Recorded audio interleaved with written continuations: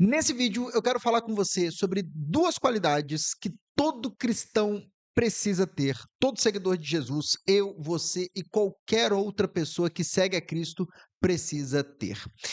É, quando uma pessoa se candidata a uma vaga de emprego, chega uma hora que ela é entrevistada e o entrevistador quer saber o que que essa pessoa faz, no que ela é boa, o que ela tem no currículo, quais são as qualidades positivas que ele deveria levar em conta para contratar aquela pessoa. E assim, quando a gente vai falar do reino de Deus, é diferente. Nós não entramos no reino pelas qualidades que nós temos, é somente pela graça de Jesus Cristo. Mas, querendo ou não, após sermos salvos pela graça, algumas qualidades precisam passar a fazer parte da nossa vida. Sim, algumas coisas, algumas qualidades precisam aparecer na vida do cristão, porque são uma consequência da obra que Cristo fez na nossa vida. E hoje eu quero falar sobre duas dessas qualidades que aparecem aqui em Provérbios, capítulo 3, versículo 3. Mas antes de já entrar no texto, seja muito bem-vindo a mais um vídeo dessa série chamada Devocional Diário. Todos os dias, uma meditação curta na palavra de Deus, para que você tenha a sua alma regada com a palavra de Deus todos os dias. Então, se você é novo por aqui, já curta esse vídeo, se inscreva no canal e também ative as notificações para que você não perca nenhuma dessas meditações que têm sido assim muito abençoadoras. O retorno que eu tenho tido do pessoal tem sido muito legal. Vamos nessa então. Olha só, Provérbios 3 nos fala de duas qualidades, duas características que fazem parte do povo de Deus. E você já deve logo no começo do versículo você já consegue detectar quais são essas qualidades. Ele vai dizer o seguinte, ó, que o amor é a primeira aqui e a fidelidade jamais o abandonem. Prenda-os ao redor do seu pescoço, escreva-os na tábua do seu coração. Então, duas virtudes, duas qualidades são destacadas aqui: amor e fidelidade, certo? E é importante a gente definir amor e fidelidade aqui. Primeiro, o que é amor? Amor não é só sentimento, tá bom? Envolve sentimento, mas é mais do que isso. Amor aqui fala de um compromisso incondicional. Sim, conversa muito com fidelidade. É um amor que ama quando está sentindo o desejo de amar, mas é um amor que permanece fiel mesmo em momentos em que o sentimento não está ali presente. Algumas pessoas no casamento hoje brincam dizendo assim, né, que seja eterno enquanto dure. Mas esse não é o tipo de amor bíblico. Esse não é o amor que nós vemos nas Sagradas Escrituras. Pelo contrário, quando Paulo vai falar sobre o amor lá em 1 Coríntios capítulo 13, ele está falando o amor que tudo suporta, tudo sofre, tudo espera. Então envolve sentimentos, sim, só que é mais do que sentimento, é um compromisso resiliente, é algo que, assim, é um interior comprometido com Deus. É o amor que Jesus fala em Mateus 22. Ame o Senhor o teu Deus com todo o teu coração, com toda a tua alma, com toda a tua força, com todo o teu entendimento. Amor não envolve só sentimento, está falando de mente, de intelecto, de força, de agir. É um compromisso interior que nós temos com o Senhor e que flui para uma vida exterior. É algo que está dentro de nós e aparece fora de nós. Então, eu vou até destacar aqui que quando nós apontamos para o amor, nós estamos falando de algo que acontece no nosso interior, sim, na nossa alma. É um compromisso que está firmado. E a fidelidade, sim, o conceito de fidelidade, ele é claro, é permanecer íntegro, não voltar atrás na palavra. Aqui está falando de prática, sim, ou seja, do fazer. Aqui a gente pode falar de exterior. O amor e a fidelidade, eles andam juntos. A fidelidade prática, a nossa obediência a Deus diária, ela flui do amor que nós temos por Deus. É como se o amor fosse a seiva da árvore, que nós não vemos, e a fidelidade seriam os frutos dessa árvore, aquilo que nós vemos. As duas coisas precisam andar juntas e jamais, olha só, jamais podem deixar de fazer parte da vida do cristão. Em nenhuma hipótese, o cristão precisa ter os dois na sua vida. Isso é tão verdade, eu já vou falar sobre isso, sobre ter os dois novamente, mas isso é tão verdade que o autor do provérbio aqui, ele usa figuras maravilhosas para mostrar como isso deve ser parte da nossa vida. Primeiro ele vai dizer o seguinte, ó: prenda-os ao redor do pescoço. O amor e a fidelidade, os dois, tá? Não está falando só de um, não. Precisa ser, é como se fosse uma joia que adorna a nossa vida.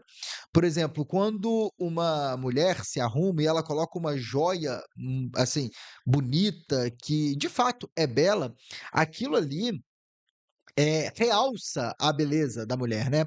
É como se fosse assim, que a beleza da sua vida seja o seu amor por Deus, a sua fidelidade para o Senhor.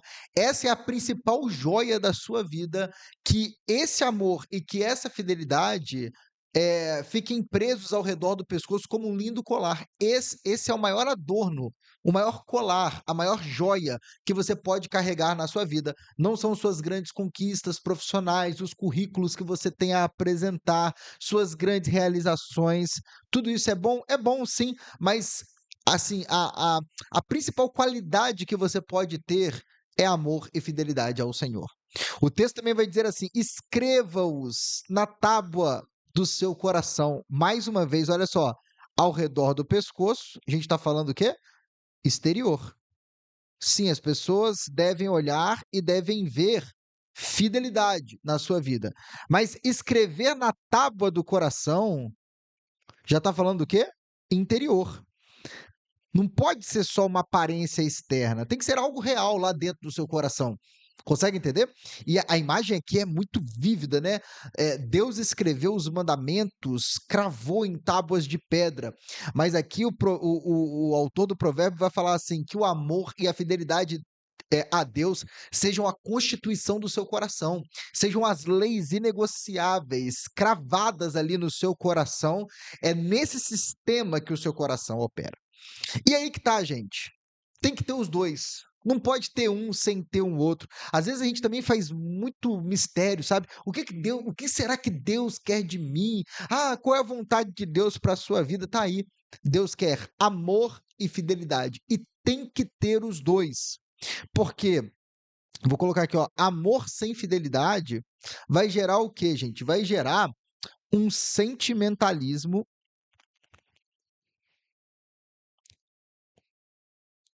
infiel. Ou até mesmo vou colocar aqui, ó. Tá bom esse termo. O que que eu tô falando aqui? É gente que às vezes até quer agradar a Deus, sabe? Mas sem o conhecimento da palavra de Deus, agindo sem fidelidade, acaba desagradando a Deus. Tem alguns exemplos na Bíblia, por exemplo, Jefité, ele queria oferecer um sacrifício ao Senhor, mas se propõe a sacrificar a própria filha. É um sentimento, um compromisso, mas não baseado na fidelidade. E isso desagrada ao Senhor, está lá no livro de Juízes. Você tem o exemplo também de Saulo.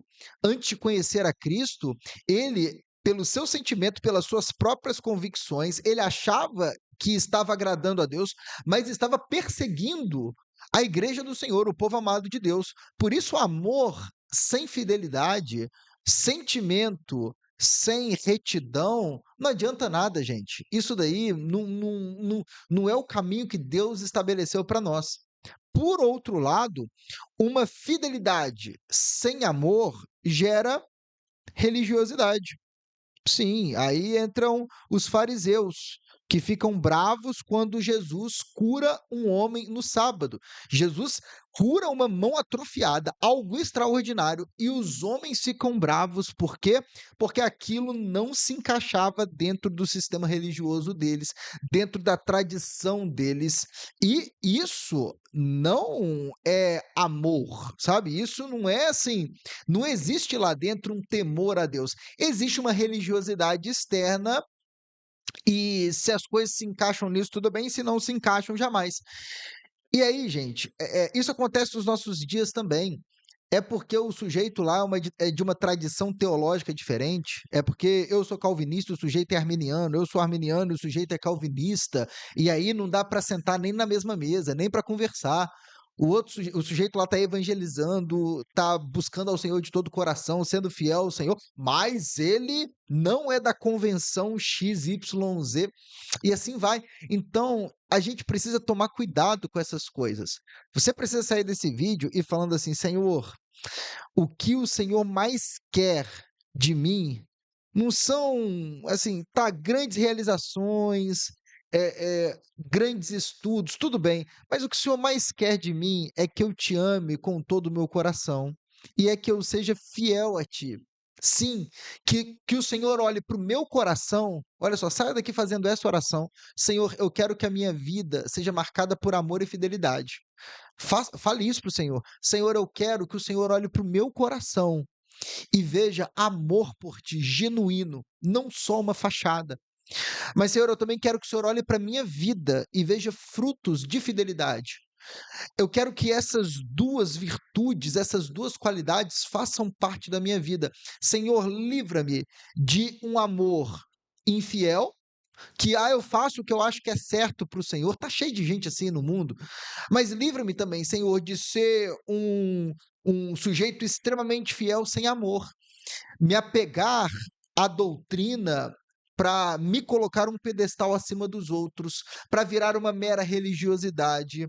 Não, Senhor, eu quero que os meus cultos a Ti na minha igreja sejam marcados por fidelidade. Sim, eu canto, eu oferto, eu ouço a mensagem, mas que tudo isso não seja uma mera rotina, que tudo isso venha de amor. Eu canto porque isso de fato flui do meu coração, existe louvor verdadeiro no meu coração. Eu oferto porque eu amo o reino de Deus, eu quero ver o avanço do reino de Deus. Eu te adoro, Senhor, com as condições que o Senhor me deu. Eu escuto a tua palavra, não apenas para passar o tempo ali, mas de fato eu quero conhecer a vontade de Deus, experimentar a bondade do Senhor. Então faça essa oração: Senhor, eu quero que a minha vida seja marcada por amor a Ti e por fidelidade a Ti. Eu quero que o Senhor olhe para o meu coração e veja amor por Ti. E eu quero, Senhor, que o Senhor olhe para a minha vida e veja fidelidade e fidelidade genuína. Tá bom? Eu espero que esse vídeo, de alguma forma, tenha edificado a sua vida, tenha abençoado você. E eu quero te fazer um convite antes de terminar. Quero convidar você a clicar em um link que está aqui na descrição desse vídeo, porque nesse link tem uma aula gratuita. Sim, nesse link eu te mostro como você pode ler e entender a Bíblia toda em um ano. Tem um material lá que é um curso mesmo e você deve avaliar. Eu convido você a se tornar um dos alunos, mas nesse link tem uma aula gratuita e o título da aula é Como Ler e Entender a Bíblia Toda em um Ano ou Menos. E clique nesse link, assista essa aula, porque eu acho que essa aula tem dicas que podem mudar verdadeiramente a qualidade da sua leitura bíblica, tá bom? No mais, eu vou ficando por aqui. Espero que você tenha sido abençoado por esse vídeo. Se não curtiu o vídeo ainda, faça isso agora mesmo. Inscreva-se no canal, ative as notificações, porque amanhã já será postado aqui no canal mais uma meditação, mais um devocional na palavra de Deus. Eu vou ficando por aqui. Que Deus te abençoe muito. Até a próxima. Tchau, tchau.